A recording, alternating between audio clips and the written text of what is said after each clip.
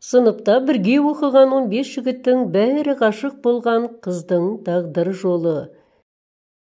Әңгіме. Авторы Жолдығали Бақыт. Біз осыдан 20 жылдай бұрын Қазалының бір мектебінде оқыған қара сирақтар едік. О кезде экологиялық апат аймағы деген әңгіме жоқ, бірақ алапат ыстық күнде бұрқыраған қара жел жаз болса денені күйдіріп жіберетін. Бүкіл ауылда осыншама ыстыққа денесі күймейтін бір-ақ жан болды. Ол бізбен бірге оқитын Назира еді.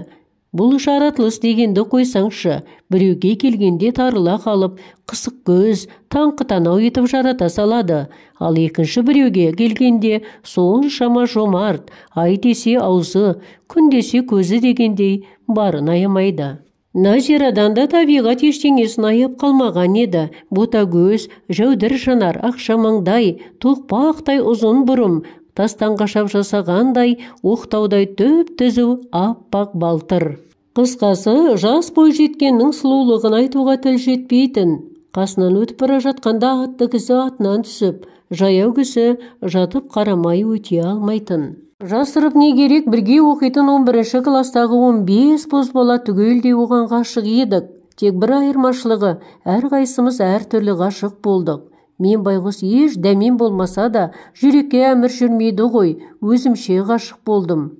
Күні-түні оның сұлу бейнесі көз алдымнан кетпейді. Ұйықтасам түсімде, оянсам өңімде көрем. Қасына барғым, қолынан ұстағым, шашынан сипағым келетін.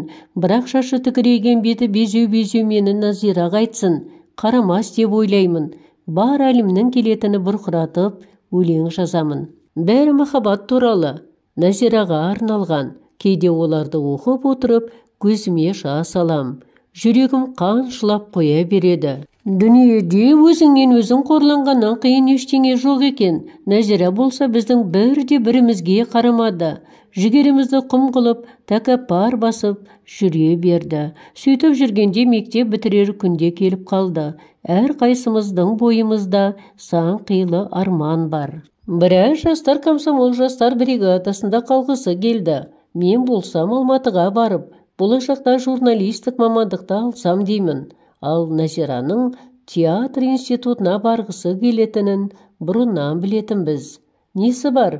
Дайын тұрған әртіс қой деп ойлайтынбыз. Мектеп бітіру кешіне дер кезінде жиналдық. Ұстаздарымыз да біз де қатты толқу үстіндеміз. Соның арасынша кең залға Анар мен Назира кіріп келді. Қастарында бұйра шашты, аққұба, ашаң денелі жас жігіт бар. Бақсақ, Анардың анасының Астанада тұратын апасының баласы екен. Театр студиясында оқитын болып шықты. Іздегенге сұраған дегенде, бұдан кейін Назираның Русланның қасына неге шықпай қалғаны түсінікті болар. Билесе де, ән салса да қасында сол. Біз Назираны одан қатты қызғандық. Тіпті біразымыз жиналып ұрмақ та болдық. Тек Назирадан қаймықтық. Сірә көзсіз махаббат осы болар. Мейлі бізге бұйырмаса да бақытты болсыншы дедік.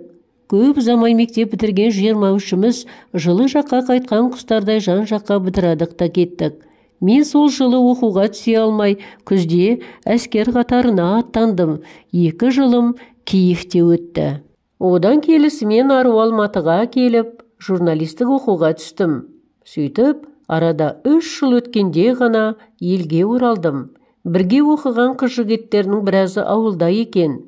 Тез досым Мұратқа бардым. Оның шофер екенін қарындасымнан естігенмін. Қуана кездестік. Әңгімелесіп отырмыз, кім қайда не істеп жүр дегенде әңгіме бәрін білгім келеді. Кенет әңгіме баяғы біз сүйген сұлу қыз Назираға ауысты. Осы жерде Мұрат қатты күрсініп қалғанын өзі де сезбеді-ау деймін. Біраздан соң жай ғана дауыспен "Ол сотталып кеткен" деді.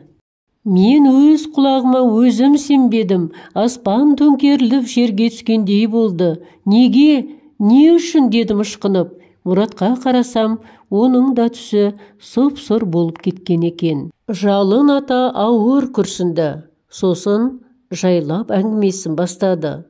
Өзің білесің, баяғы мектеп бітіру кешінде Алматыдан Руслан деген бұйрабас жігіт келіп еді. Театр студиясында оқитын деген. Назира сонымен байланысты Алматыға бірге кетті. Бірақ оқуға түсе алмапты. Сонда сол алаяқпен жүріп, 2 қабат болып қалыпты. Барар жер, басар тауы қалмаған байғұс қыз ауылға келе жатып жолда босанып, сәбиін пойыздың әжетханасына салып жіберіпті. Сәби шетінеп кеткен. Сол іс бойынша 3,5 жылға сотталып кетті. Келесі жылы келіп қалар. Мен мына хабарға сенер-сенбесімді білмедім. Үстіме мұздай су құйып жібергендей мәңгіріп отырып қалдым. Соңдығай, Назира түрмеде дегенге қалай сенейін? Бірақ өкінішке орай бұл шындық болып шықты. Бұдан кейін көңілім құлазыған мен ауылдан тезірек кетіп қалдым. Арада біраз жыл өтті. Казгуды бітіріп журналист мамандығын алдық. Журналисті асырайтын қолы мен аяғы деп бір профессор ұстазымыз жиі айтатындай, көбіне сапарда жүреміз. Бірде Қызылорда облысына жол түсті. Аралға бардық. Автостанцияда билет кезегінде тұрғанбыз. Кенет иығымнан біреу түрткендей болды. Жалт қарасам, қарсы алдымда Назира тұр. Шынын айтқанда, бұл оның тек сұлбасы ғана еді. Тістері түскен, шашы ағарған, бойы еңкіш тартқан, жүзі әжім-әжім, тек соған ұқсас біреу. Кетік тісінің арасынан тілі жылтыңдап тұрып, маған қазалыға бір билет ала шығыңызшы деді. Аузынан арзан виноның исі бұрқ ете түсті. Мені танымады. Қолына билет деген бойда бүкшеңдеп жөніне кетті. Ауыр ойларда миым шағылып, мен сол жерде ұзақ отырдым. Тағдыр деген қандай алдамшы еді. 15 жыл бұрын осы Назира қандай еді шіркін. Сол кезде тура 15 жылдан кейін сен осындай мүсәпір боласың десе, ол сенер ме еді? Сенбес еді. Содан арада 5-6 жыл өткенде Назираның шынданып, ақыры ауруханада қайтыс болғанын ауылға бір барғанда Мұраттан естідім. Баяғыдағы Назираға арналған өлеңдерімді тауып алып, түгел жырттым. Содан кейін өлең жазған жоқ едім. Ақыры осы оқиға іште шемен болып қойған тын. Жақында қанша қиналсам да бар күшімді салып, осы жөнінде жазып шықтым. Өткен өмір ғой, бәлки бұл біреулерге сабақ болар деп ойладым.